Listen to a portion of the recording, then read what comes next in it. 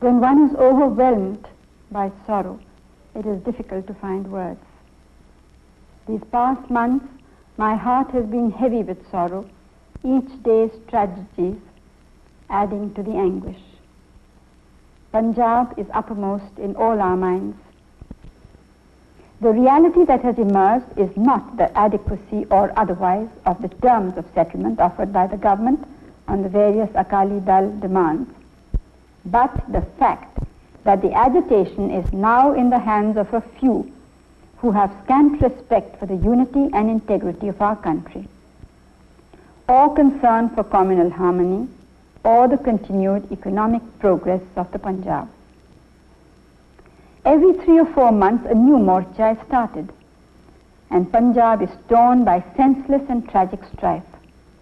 Terrorists and anti-national elements have gained the upper hand. Innocent people, Sikhs and Hindus, have been killed.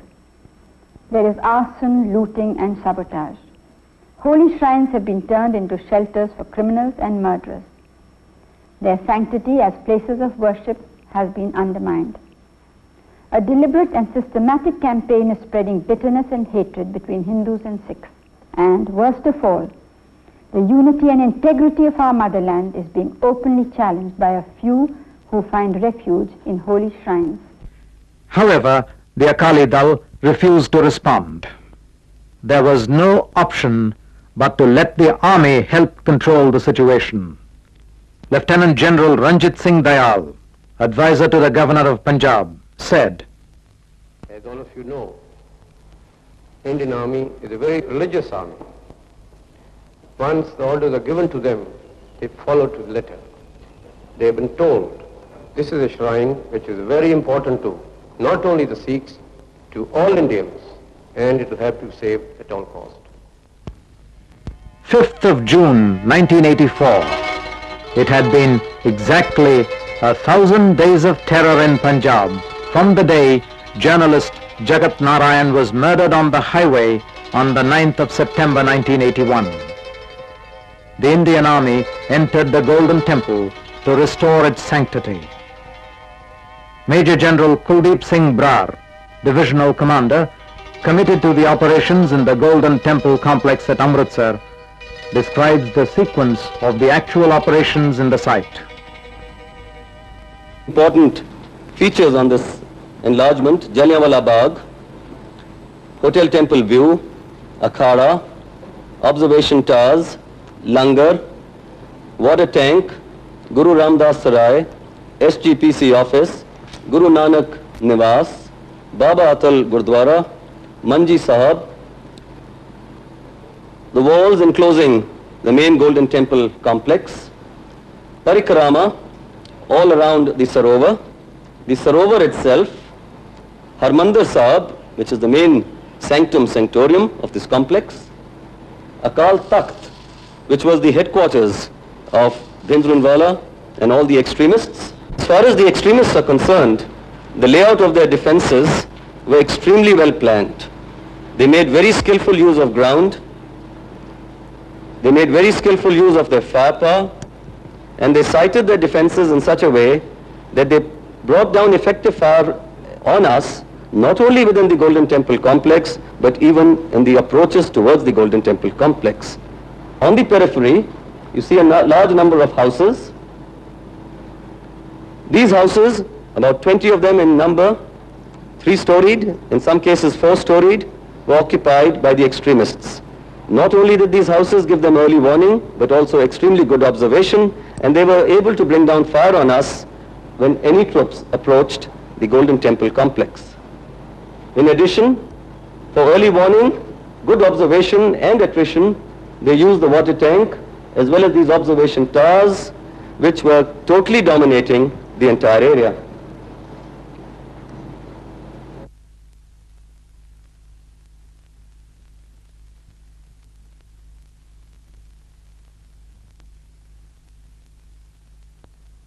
The main entrance, which is shown here, also had 2 very dominating buildings on both sides, and any movement towards the main entrance came under heavy fire from both these buildings, in addition to the main wall itself. This gate on the opposite side was similar to the main entrance and played a similar role on the southern flank.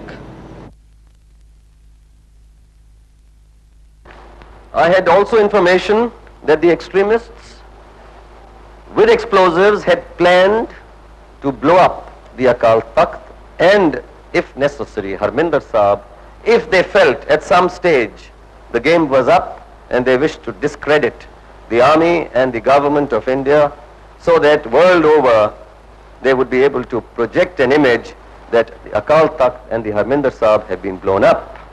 I had tasked a team of commandos to get into the Akal Takht and defuse any explosive systems that they could come across so that such an situation doesn't arise.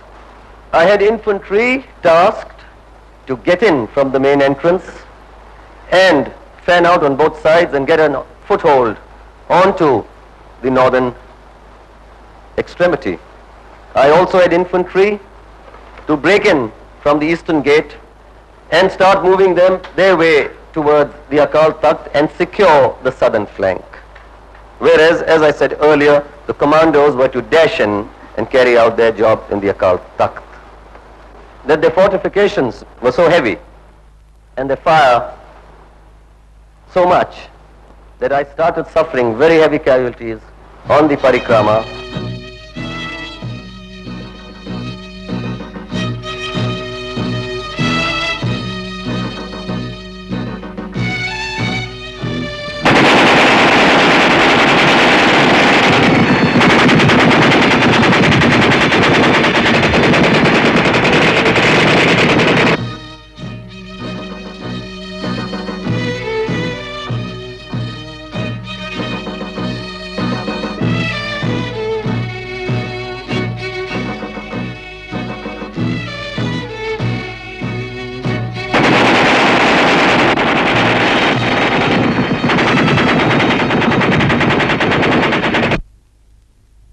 These walls and buildings, some of them three-storied, were occupied on rooftops, the third floor, the second floor, the first floor, as well as the ground floor. They had openings in the walls. They had certain underground shelters or manholes. They emerged from these manholes, fired away at us, got back into these manholes, which were interconnected by tunnels and underground shelters, and appeared elsewhere. So as you can see, the design of battle was initially to take us on from the periphery.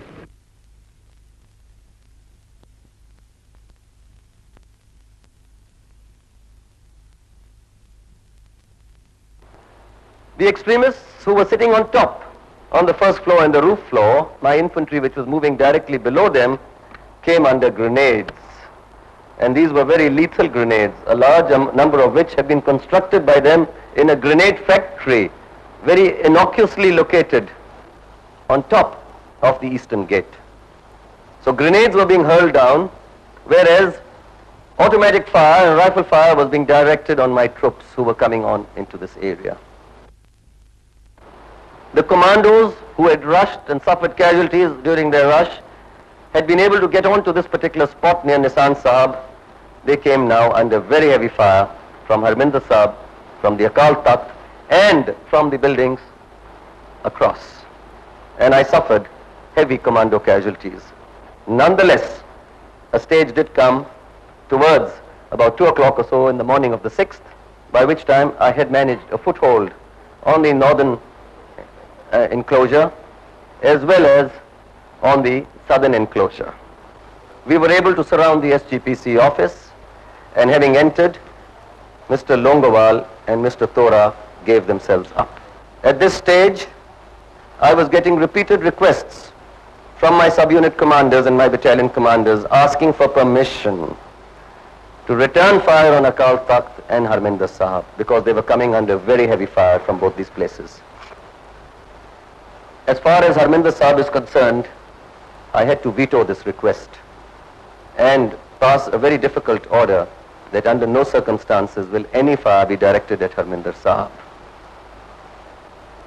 With the result that I had to suffer many more casualties than I could have otherwise suffered. As far as the Akal Takht is concerned, there was no possibility of even closing into Akal Takht, because now the volume of fire that was brought down on us was an undescribable volume of fire. I was therefore left with no other option but to start engaging those firing positions from which my troops were under very effective fire. And it was at this stage, at about 3 o'clock in the morning, that I brought in an APC, an armored personnel carrier, Scott, wheeled, not tracked, onto the parikrama and drove it up to an area somewhere close to the southern gate, in the hope that psychologically this would have an effect and break the will of the terrorists in continuing this fight any further. Out of the 90 commandos which went into this particular point, 46 were casualties. And yet the restrictions were that you will not return fire on Harminder Sahib. The APC, having got into this position, was knocked out by an anti-tank weapon fired from the Akal Takht within minutes of its arrival.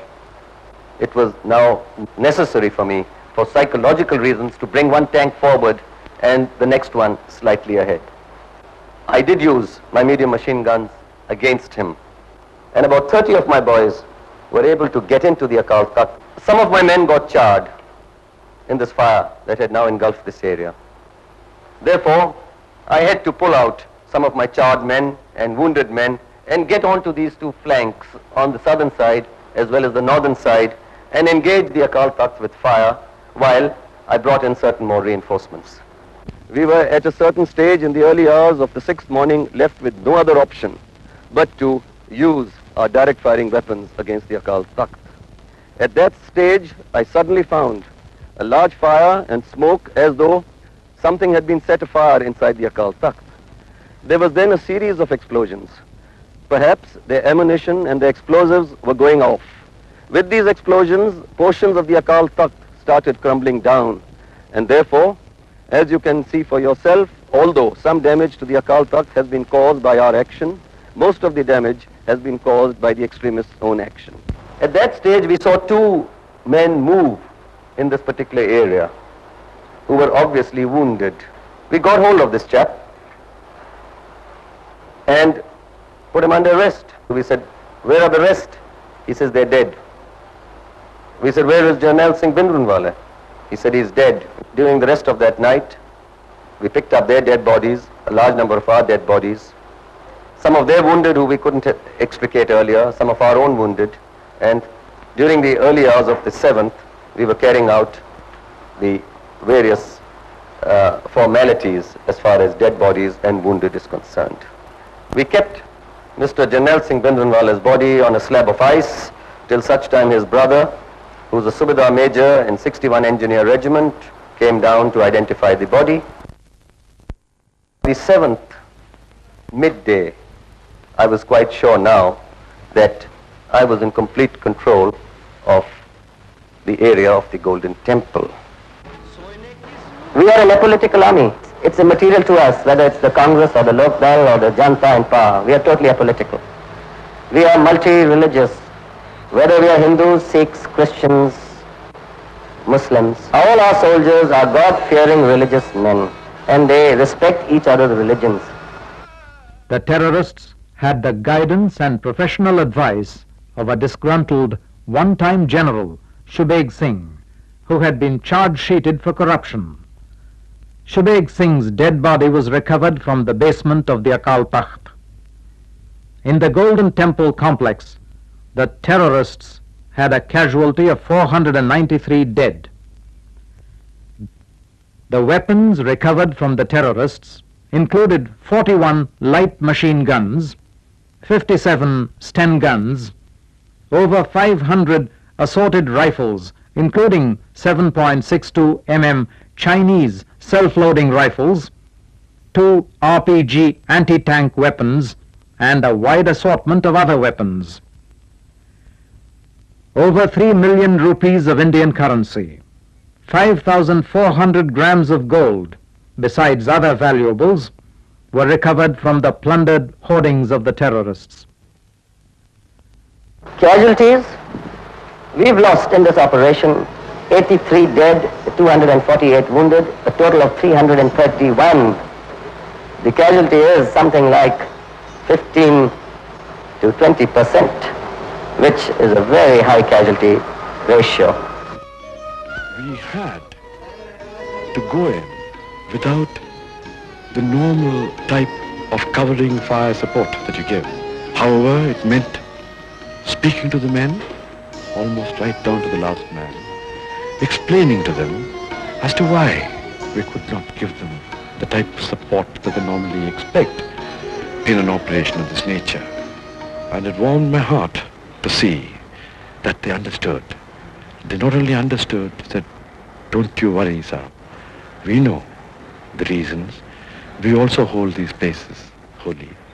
On the 8th of June, even as the President of India and Supreme Commander of the Armed Forces, Gyani Zail Singh, visited the temple, a few snipers were heard at a distance. An eminent scholar in Sikh philosophy, the President offered his prayers at the Sanctum Sanctorum on behalf of the 700 million people of India.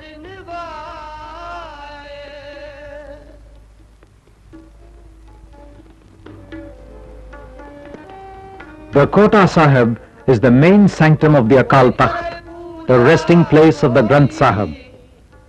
While no person is expected to even set his foot on the area immediately above the Kota Sahib, the sacrilegious terrorists had stored large quantities of ammunition right above the sanctum on the first floor.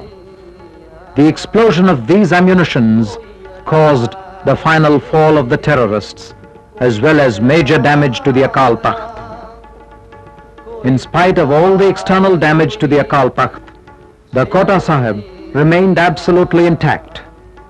Perhaps it symbolized the spiritual message: no external damage can affect me, my children of India. I bless you to progress with unity.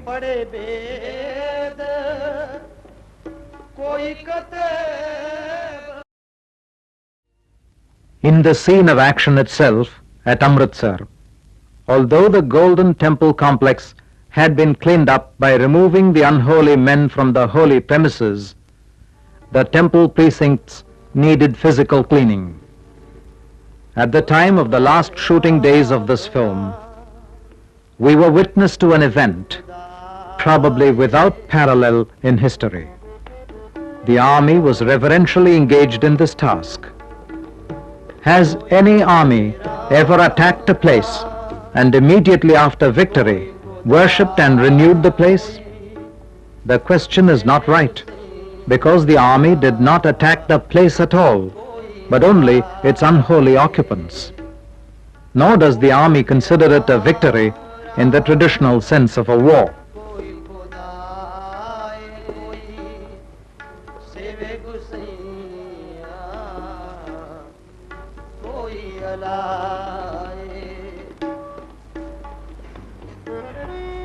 From the 8th of June 1984, Gurbani is relayed by All India Radio every day from the Golden Temple complex, a decision for which facilities were not extended earlier by the temple authorities. As a nation, we feel immensely sad, and we pray to the Gurus to restore peace and harmony.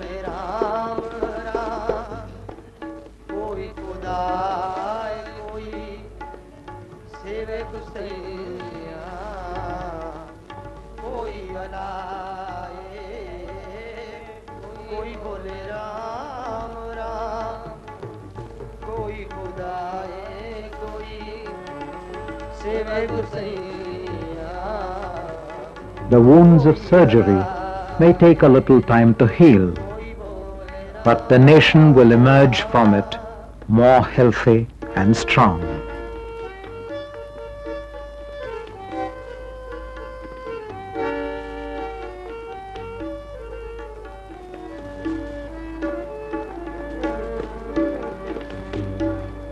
कोई नहावे तीरथ कोई हज जा